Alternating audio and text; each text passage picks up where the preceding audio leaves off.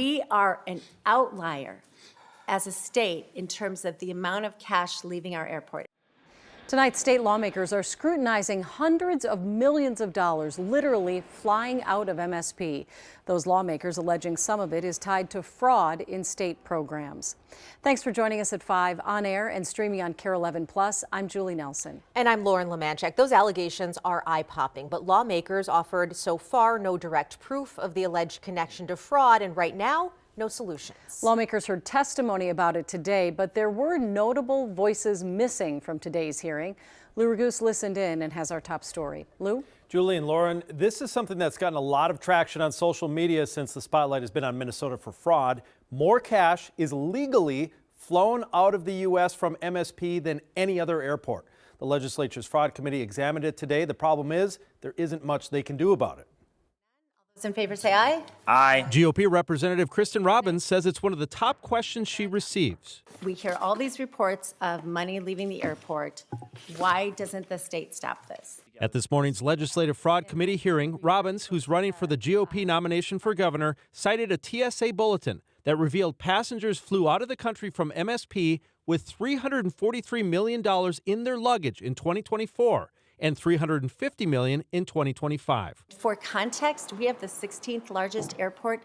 That number, 350 million leaving our airport in cash, is higher than the cash leaving any other airport in the country. Any airport passenger traveling with more than $10,000 cash is required by the Treasury Department to claim it, and TSA inspects the luggage. That means those hundreds of millions of dollars are being legally transported overseas. But the implication from Robbins, in light of the fraud and money laundering stemming from Minnesota's welfare programs, is that much of that money originated from taxpayers. That's why it's so important to catch it on the front end, because once it's laundered, it technically may look legal. But without federal Homeland Security witnesses testifying, local airport police officials didn't have much to add. I can't attribute money going legally across seas to all fraud. And that would be, again, a question for the federal government. And DFL lawmakers on the committee questioned why they spent so much time on an issue that they can't control. Sounds like a huge gap in federal law. Yes, we're hoping to get some changes in federal law. Absolutely, Chair Elkins. So do you mind if I return to the agent? But it doesn't sound like our job. In January, U.S. Treasury Secretary Scott Bessent said that they are investigating some of the money service businesses that use couriers to travel overseas with the cash. No one, though, has been charged in this type of activity. And Julie, just other reports have shown that the numbers from MSP dwarf other airports like JFK or Seattle.